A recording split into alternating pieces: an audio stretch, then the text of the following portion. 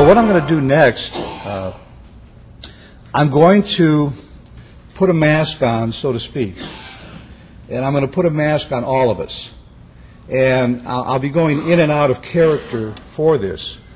But I'll be talking to you as if you were supervisors in a workplace. We'll call it Mooney Electronics.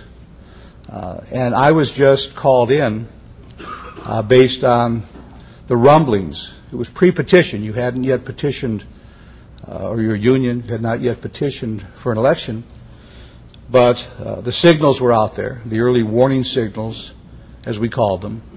So I was brought in, and what I'm going to do, I'm not going to do the whole version, because when I used to do that, it was a 2 to 3 hour presentation. I called it the kickoff meeting, where I was introduced to you as management by your CEO, by Al Mooney. And I'm going to give you some of the things that he said to introduce me. And something else that always, it didn't really amaze me, but it never failed. The people who really are the front line in an anti-union campaign are the foremen, are the first line supervisors. And usually up until an anti-union campaign, they were never regarded as management. So whenever there were mandatory management meetings, in most instances they were excluded. Yet they're going to find out in this kickoff meeting that they are the backbone of management, that without them and without their commitment to this campaign, the union will probably prevail. They're going to be informed that however difficult the campaign, the education and information provided to them will be very helpful, and the guidance that they're given by the consultant will enhance their abilities to be management. And they will be told that in the end, the employees will not be voting for or against the union.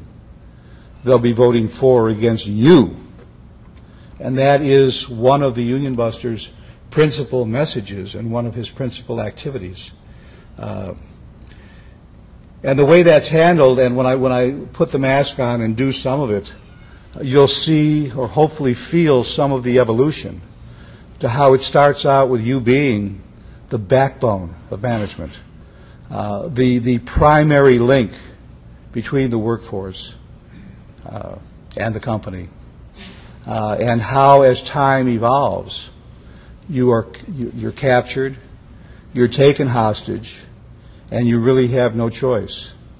And if discovered to be working against the consultant's requirements, because you're also told by your CEO that the campaign, the war, is going to be your #1 priority, that if productivity slacks and falls back, or anything else lessens from your responsibilities, not to worry. As long as what you were doing was campaign-oriented, it's okay. And that because it's a priority, that your performance evaluation will be based on your success or failure in the campaign. And you're told this in no uncertain terms. And then, if you do misperform, or you create alliances with what I used to call union pushers, to put that implication or connotation on the activists, you're in deep trouble. As I said earlier, I've had, over the years, many supervisors discharged because of their positive association with union pushers. And in most instances, because again, every step in a campaign is very carefully choreographed, the majority of these supervisors were kept on so that they wouldn't turn into martyrs and organizers for the union. We simply replaced the campaign activities with somebody else in management so that they got the same coverage. And then when the election was over and the results were certified for the employer, that supervisor was out in the street, and many of them were never able, at least not in the community they lived, to get another job because they were tainted and contaminated with the word union. I start out by saying, well, it's a pleasure to meet all of you, and we're entering into what will be initially a very difficult period, but in the end a very rewarding period for all of you. I would then say something to the effect that your employees have declared war against you. They believe that some outsider can be better trusted and worked with than you as their immediate leadership. And that, from my experience, is a declaration of war. So although we are going to educate, and I am going to provide you with more information than you ever dreamt existed about unions and labor relations, by the time this is over, you will have felt that you had earned a doctorate degree in what unions are really all about. But to start, since we're at war, and we're at war with something called union, I need to ask you a question. What is a union? Rocky, what is a union? People who work to better their wages, hours, and working conditions. There's no wrong answer. What is a union, sir? What he said. Well, speak for yourself. You know, that's a right you have without a union. You get a union in here, you can't speak for yourself anymore. People join together for mutual aid and protection. All right, now remember, you're all management. What is a union?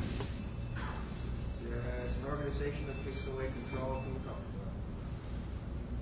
No wrong answer. Sir, with your thumb on your chin, what is a union? Bunch of thugs, criminals. Okay, and I'll stop there. I get, whenever I used to do this in the real world, I got that mix. Now, the first three supervisors I talked to, they don't know it yet, but they're already on my shit list. You, sir, have already identified yourself as a potential hero. You know, so in the kickoff meeting, by doing little silly exercises like that, I'm already getting a sense of the work ahead of me, because depending on the size of the proposed bargaining unit determines the size of the supervisor. So this is a big old company, because, man, I got a ton of management in this room. But that little exercise of what is a union is already my first signal of what's ahead. Then, as I'm talking to you, I give you my definition of a union. And what I would probably say would be words to this effect. Union is a business, just like we are. So they're in the union business. And what does any business need to survive? Money. And in the union business, where does that money come from? Follow the bouncing ball. Dues, fees, fines, assessments. Dues, fees, fines, assessments. Those words will reverberate throughout the whole campaign. In fact, it is unlawful for a union to get money from anything, any place except its membership.